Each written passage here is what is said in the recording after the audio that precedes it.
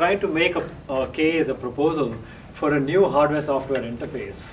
And in my experience, this is something that almost anybody in computer systems has an opinion on, and sometimes a strong opinion on. So I'm sure I'm going to say things that some of you widely disagree with. But feel free to interrupt and ask if you have questions. The goal here is to try and see if you can use compiler technology and virtual machine technology to improve the hardware-software interface.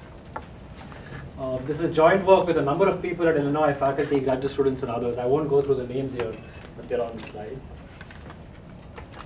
Virtual instruction set computers, or WHISK, this is a term that we coined in my group to describe a certain class of architectures. These are architectures where the instruction set is decoupled into two distinct instruction sets, a virtual instruction set, or VISA, and the VISA acts as the instruction set that's used as a representation of software, and an implementation instruction set, or IISA, that acts as the instruction set that actually controls hardware, and a translation layer in between that does the obvious thing. It implements the virtual instruction set on the native one. But the important thing here is that all external software, including operating systems, kernels, device drivers, and so on, only see the virtual instruction set.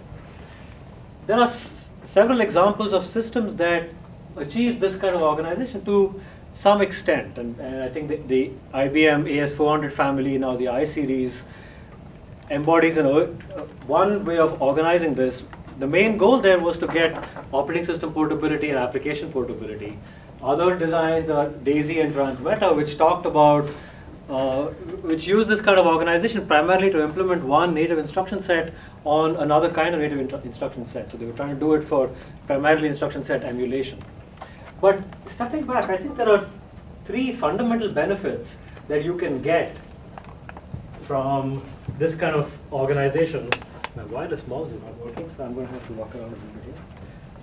There are three fundamental benefits you can get, and none of these existing systems really get all of these benefits. And I think there's a tremendous amount of research to be done in trying to exploit these benefits. So the three are, first, that the virtual instruction set can be much richer than native instruction sets because it's not implemented directly in hardware. And so you can represent much better program information in the virtual instruction set. Second, from an architecture point of view, the translator and the hardware can be co-designed, so they can be part of the same hardware design, and that allows you to build truly cooperative hardware-software architectures. And that's something that's quite difficult to do today. And the third benefit is that all software is executed via a layer of indirection. And all of the benefits that external software gets, including benefits for operating systems, for compilers, for virtual machines, really derive from that from the first and the third fundamental benefits here. So, I think there are two interesting issues to look at in this kind of organization. One is, what should the design for this virtual instruction set look like? And the VISA in particular. And second, how can we exploit all of the different benefits that are available in both software and hardware? And that's some of what I'm going to try and motivate in the rest of this talk. But before I get to that, I'd like to talk about three ways in which you could actually think about deploying this kind of organization, because obviously proposing a new instruction set architecture isn't easy to get adopted. So one way to do it is to put the translator actually above the operating system. So in other words, above some layer of system software. And that means you can deploy this without changes to the operating system and without changes to the underlying hardware. But the only system components that benefit then are compilers and high-level virtual machines that live above this translation layer. And in my group, we've been building a compiler system called LLVM, or low-level virtual machine, that can be used exactly like this, as a translation layer above an operating system or hardware. And I'll say more about LLVM as well as the virtual instruction set we use a little bit. The second model here is to put the translator above existing hardware, so the hardware doesn't have to change, but below current operating systems, which means that you do have to take the work of porting an operating system to the virtual instruction set. But now you can derive benefits both not only for compilers and virtual machines, but also for the operating system itself. And I think the AS400 family comes remarkably close to this in terms of its organization. again, I think their primary focus was in exploiting this for operating system and application portability, and they exploited that in many rich ways. But I don't think they exploited the compiler benefits quite as much as they could.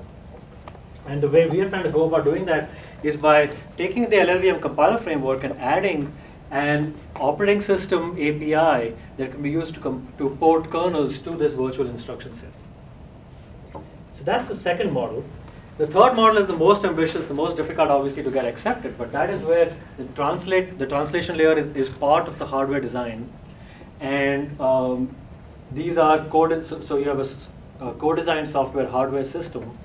And this also gets you the hardware benefits in addition to some of the software benefits I mentioned earlier. Transmeta and Daisy, the two systems designs I mentioned earlier, are examples of this, but again, they primarily focused on instruction set emulation. How is Intel Pentium 4 or 3 not also that? Since it's basically that's a question I get often. Yes, it is. That's a question I get often. The main difference I see between something like microcode or the Pentium 3 kind of Pentium 4 sort of cracking that they do in hardware is that this translator that I'm talking about here is a full-fledged compiler backend. It's not just taking one or a few instructions of hardware and expanding it into subsequence of microcode or micro-ops. It's doing a full compiler. It's doing the kind of analysis and transformations that compiler backends do. It's doing instruction selection, register allocation, scheduling, stuff like that. So I'm talking about a full-fledged, the translator being a full-fledged compiler backend, which is in fact what Transmeta uses, what the Daisy project built. So it's just if you do it slow enough, it's called a translator? If it's slow enough, it's called a translator. But that slowness, I will talk about that. The slowness means you can do many things that you cannot do when you're doing a few instructions at a time, and that's the fundamental source of the benefits. If you have a rich virtual instruction set, a rich enough instruction set, and a powerful enough compiler, you can do many things you couldn't do otherwise. Are you talking about a variable instruction set or still a fixed instruction set? I'm talking about a fixed instruction set. Okay. You can do this with variable instruction sets. In some sense, this is a pretty broad framework. You can actually realize it in many different ways. In everything we're doing, we're using a fixed instruction set.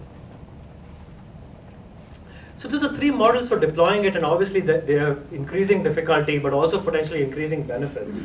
Let me start talking about our design for this virtual instruction set, because I see that as really being the critical issue here, for the first critical issue. So we had a paper at Micro 2003 that described this design. We call it LLVA, and it's essentially a simple RISC-like assembly language, but with type information and with an infinite register set in static single assignment form. So the operations look like a standard load store RISC architecture, but the type system, but we have certain kinds of high-level information, a control flow graph, static single assignment form, and certain specific types. Standard scalar types, but also 4 derived types: pointers, structures, arrays, and functions. And those are primarily chosen because we think they can be used to implement high-level languages effectively while still retaining the information that sophisticated compiler techniques use and need for point analysis, dependence analysis, and many, many kinds of optimizations and transformations. So that's a very quick, sort of high-level overview of what the properties of the instruction set are. This slide is just to show you that the instruction set is really small and compact. All we have are 28 instructions, and the reason for that is first because most of these instructions are overloaded. They can work on multiple types.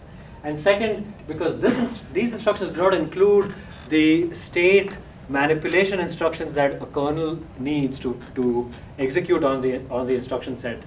That is provided through an API that I will talk about in a little bit. So I'm not going to go through the specific opcodes and other things here, but the point here was just that it's a very compact, simple instruction set. What is, I think, most important here about the design of this instruction set is that we're trying to retain semantic information that's useful for compilers while still being low-level enough to be completely language independent.